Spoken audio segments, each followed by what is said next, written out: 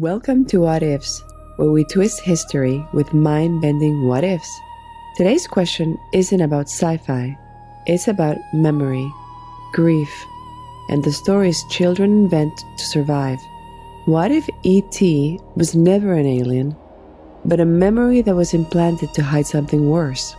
Yes, you remember the film. A boy named Elliot befriends a stranded alien. They form a psychic bond. He hides him in his closet. They ride a bike across the moon. And in the end, E.T. goes home. "I'll be right here," he says, pointing to Elliot's heart. But what if that story was never real? Imagine this. 1982. Steven Spielberg releases E.T. the Extraterrestrial. It becomes the highest grossing film of all time. Kids sob at the goodbye scene.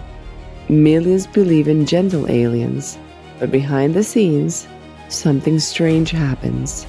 Psychiatrists begin reporting a sudden spike in a very specific type of case.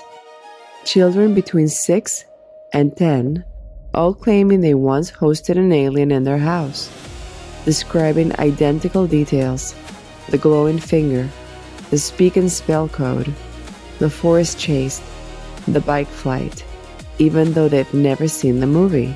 Worse, some say it happened before the film premiered. A girl in Oregon said she met E.T. in May 1981. A boy in New Jersey drew sketches of the alien in July 1981. Labeled, "My friend from the woods." No exposure to scripts, no leaks, just memory. Then came the most disturbing case. In 1983, a child psychologist in Massachusetts was reviewing a patient, a 7-year-old who described hiding a small man with long fingers in his brother's room. When asked who the brother was, the boy said, Michael, but he doesn't live here anymore. The therapist checked the family records. There was no Michael. The boy was an only child. But the hospital files told a different story. He had an older brother, Michael, born in 1975, died 3 days after birth, buried under a maple tree. The parents never told the younger son. Yet somehow he remembered. But when the therapist played the E.T. theme, the boy began crying, not from sadness, from recognition. He said, "That's the song he hummed when I couldn't sleep." Now here's the twist. E.T. wasn't based on imagination. Spielberg claimed he wrote the story as a fantasy, a response to his parents' divorce, a tale of loneliness and connection. But early drafts tell another story. In 1979, Spielberg began writing a short film called Night Skies, a dark, terrifying project about hostile aliens invading a farmhouse, torturing animals, abducting a baby. It was scrapped. Too intense. But footage survived. Test footage of a grotesque alien dragging a crib. Audio of a child screaming, "He took my brother." And one line, spoken by a creature with glowing eyes, "We keep what was lost." Then in 1981, Spielberg suddenly changed direction, canned Night Skies, announced E.T., a sweet, emotional story about friendship. Coincidence? Or revision? Because now look at the parallels.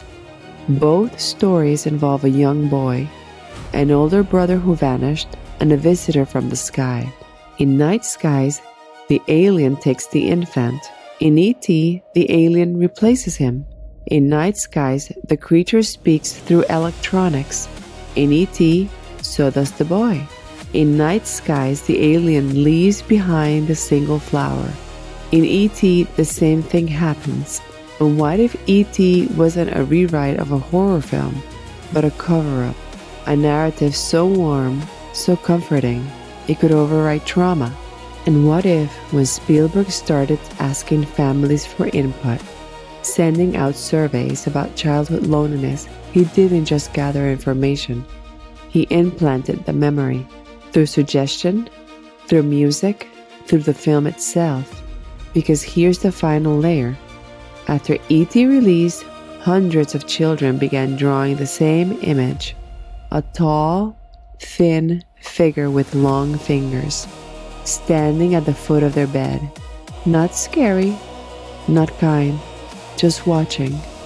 And when asked what it was, they said, "My other brother." Some even gave names, Michael.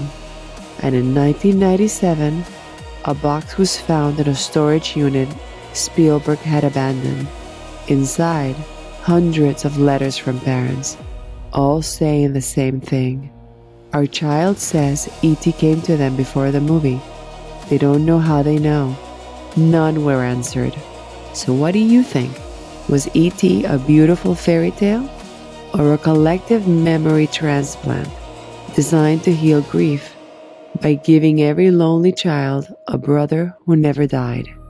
Drop your thoughts below, and if you loved this strange detour into cinematic psychology, smash that like button, subscribe to What Ifs, and hit the bell so you never miss another bizarre What If.